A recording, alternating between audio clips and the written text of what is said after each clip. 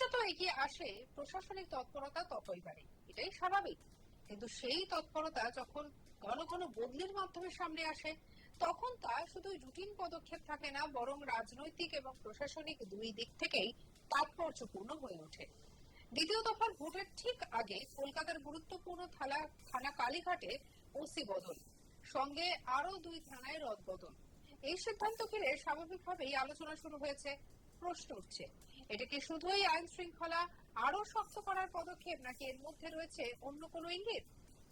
ভারতের নির্বাচন কমিশন শনিবার বিজ্ঞপ্তি জারি করে জানায়, কালীঘাট থানার ওসি বদল করা হচ্ছে।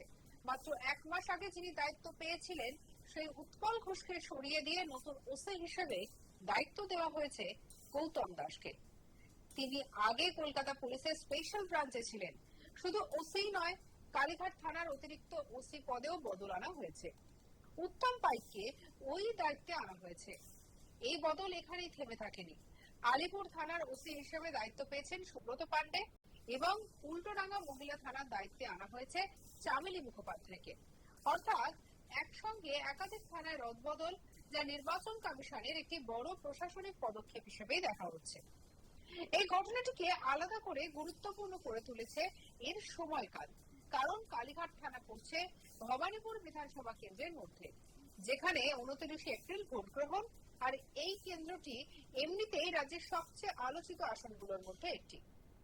এখানে প্রার্থী হিসেবে রয়েছেন মুখ্যমন্ত্রী মমতা ব্যানার্জি, তার বিপক্ষে লড়ছেন শুভেন্দু অধিকারী।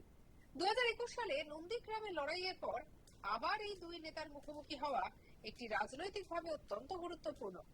এ নিয়ে শনিবার 25 এপ্রিল ভবানীপুরের সভা মঞ্চ থেকে শুভেন্দু অধিকারী বলেন, ভবানীপুরে সভা করার অনুমতি দিয়েছিল, কিন্তু কালীঘাটে সভা করার অনুমতি দেয়নি।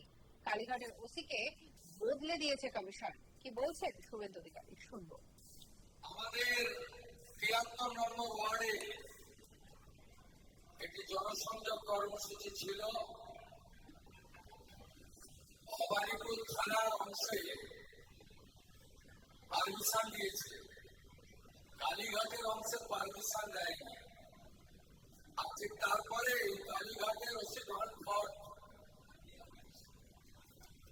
ইলেকশন কমিশন হাটিয়ে দিয়েছে। মাইকে গান বাজিয়েছিল, যতই করো হামলা জিতবে আমার বাংলা। এরা কে? হরিদাস পাল বাংলার, যারা আরবি সংস্কৃতি আর গোর্খা সংস্কৃতি পশ্চিমবঙ্গে এনেছে, বাংলাদেশি অনুপ্রবেশকারীদের ঢুকিয়েছে। তারা বাঙালি সংস্কৃতির কথা বলে। আর একটু আগে তো তোলাবাজ চিটিংবাজ কাউন্সিলর এখানে এসেছিল, আপনারা ভালো করে পালিশ করে দিয়েছেন। 27 তারিখ সন্ধ্যা 6টার পরে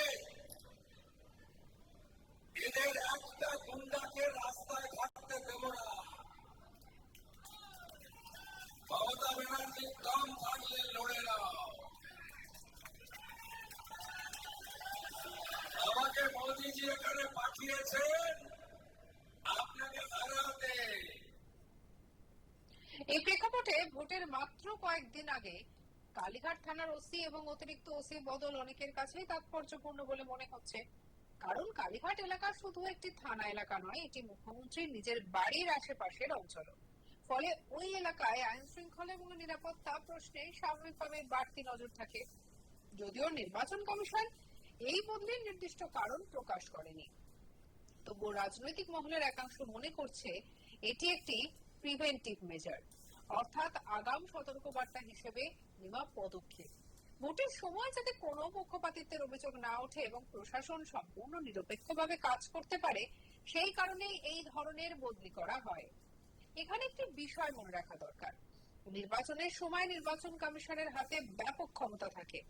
তারা প্রশাসনিক আধিকারিকদের বদলি করতে পারে, নতুন করে দায়িত্ব বন্টন করতে পারে, এমনকি কোনো আধিকারিককে নির্বাচন সংক্রান্ত কাজ থেকে সরিয়েও দিতে পারে। এই ক্ষমতার উদ্দেশ্য একটাই, ভোটকে সুষ্ঠু এবং নিরপেক্ষ রাখা। আর এই বিষয়টা নিয়ে আমাদের কালিক অনির্বাণ কি তুলে ধরলো তার রিপোর্টে, দেখাবো। পশ্চিমবঙ্গে ইতিমধ্যে এক দফা নির্বাচন হয়ে গিয়েছে, দ্বিতীয় দফার জন্য প্রহর গুনছে সবাই, এবং তারই মধ্যে এই মুহূর্তে দাঁড়িয়ে কিন্তু একটা জিনিস স্পষ্ট যে একের পর এক যে রদবদল পুলিশ এবং তার পাশাপাশি অ্যাডমিনিস্ট্রেটিভ স্তরে সেটা কিন্তু এখনো পর্যন্ত অব্যাহত।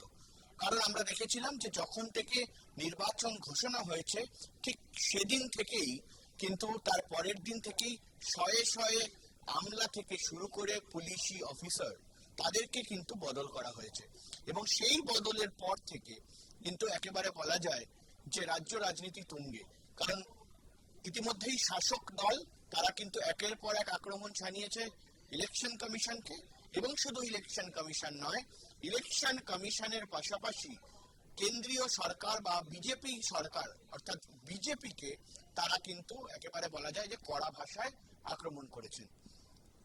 এই মুহূর্তে দাঁড়িয়ে দ্বিতীয় পর্বের নির্বাচন, এবং দ্বিতীয় পর্বের নির্বাচন আর মাত্র কিছু ঘন্টার অপেক্ষা। তার আগে কিন্তু এবার পরিবর্তন হলো ফের একবার পুলিশে, অর্থাৎ কলকাতা পুলিশের ওসি কালীঘাট থানা, যে কালীঘাট থানা এই মুহূর্তে ভবানীপুর যে বিধানসভা কেন্দ্র সেই বিধানসভা কেন্দ্রের অন্তর্গত, এবং তার পাশাপাশি কিন্তু মুখ্যমন্ত্রীর বাড়ি এবং মুখ্যমন্ত্রীর সিকিউরিটি সবটাই কিন্তু কালীঘাট থানার একেবারে তত্ত্বাবধানে। অর্থাৎ সেই কালীঘাট থানার ওসিকে এর আগেও বদল করা হয়েছিল, এবং ঠিক নির্বাচনের প্রাক্কালে এসে কিন্তু ফের একবার ওসি বদল হলো কালীঘাট পুলিশ স্টেশনে। শ্রী গৌতম দেব তাকে কিন্তু স্পেশাল ব্রাঞ্চ, তিনি ছিলেন কলকাতা পুলিশের, সেই স্পেশাল ব্রাঞ্চ থেকে তাকে নিয়ে আসা হয়েছে কালীঘাট থানার ওসি হিসাবে। এবং তার পাশাপাশি কিন্তু ইন্সপেক্টর শ্রী সুব্রত পান্ডে তাকে সাউথ ডিভিশন কলকাতা পুলিশ থেকে আলিপুর পুলিশ স্টেশন অর্থাৎ আলিপুর থানার ওসি তাকে করা হয়েছে। এবং তার পাশাপাশি ইন্সপেক্টর শ্রী উত্তম কুমার পাইক, তিনিও স্পেশাল ব্রাঞ্চে ছিলেন কলকাতা পুলিশের এসবি, তাকে অ্যাডিশনাল ওসি এই মুহূর্তে করা হয়েছে কালীঘাট পুলিশ স্টেশনে। এবং তার পাশাপাশি কিন্তু এই কালীঘাট এবং আলিপুর যে ভবানীপুর কেন্দ্রের অন্তর্গত সেটা ছাড়াও কিন্তু এই মুহূর্তে দাঁড়িয়ে উল্টোডাঙ্গা মহিলা পুলিশ স্টেশন অর্থাৎ উল্টোডাঙ্গা ওমেন পিএস, সেখানে শ্রীমতী চামেলি মুখার্জি অ্যাডিশনাল ওসি ছিলেন, তিনি আলিপুর পুলিশ স্টেশনের, সেখান থেকে তাকে ওসি হিসাবে দায়িত্ব দেওয়া হয়েছে উল্টোডাঙ্গা মহিলা পুলিশ স্টেশনের। অর্থাৎ স্পষ্ট যে এই মুহূর্তে দাঁড়িয়ে প্রথম পর্বের যে নির্বাচন হয়েছে সেই নির্বাচন যদি আমরা দেখি তাহলে একেবারে বলা যায় যে অত্যন্ত নজিরবিহীন। কারণ এই প্রথম হয়তো পশ্চিমবঙ্গের একেবারে নির্বাচনের ইতিহাসে আমরা যদি দেখি তাহলে কিন্তু শেষ কয়েকটি নির্বাচনের মধ্যে একাধিক মানুষ বলা যায় যে ইনজিওর্ড হয়েছেন, একাধিক মানুষ মারা গিয়েছেন, কিন্তু এবারের যে নির্বাচন একেবারে সেন্সিটিভ এলাকা মুর্শিদাবাদ, মালদা থেকে শুরু করে কোচবিহার এবং বিভিন্ন যে জেলায় নির্বাচন হয়েছে প্রথম পর্বে 152টি সিটে, সেখানে কিন্তু কোনো হতাহতের খবর আসেনি এবং অনেকটাই নির্বিঘ্নে শান্তিতে নির্বাচন হয়েছে, এমনটাই কিন্তু কমিশনের তরফ থেকে দাবি করা হয়েছে। মূলত এই যে রদবদল, সেই রদবদল কি তাহলে কাজে লেগেছে?